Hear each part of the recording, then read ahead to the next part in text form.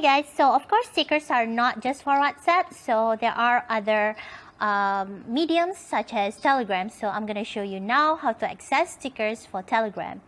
So when you look at the text bar at the bottom of the screen, there is the square icon. Again, that's familiar to you as well. We see that icon in WhatsApp as well. So just click on it and you can see different types of stickers that's available. The same method like how you do it on WhatsApp, there is the plus button if you want to add other types of stickers. So you can even search for trending sticker there.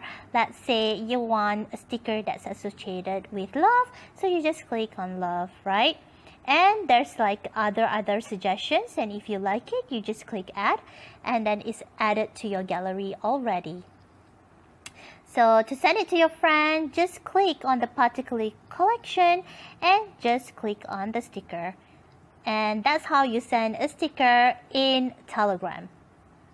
So now I'm going to show you how to send a sticker via Facebook Messenger. So first of all, of course, you would choose the contact that you want to send the sticker to.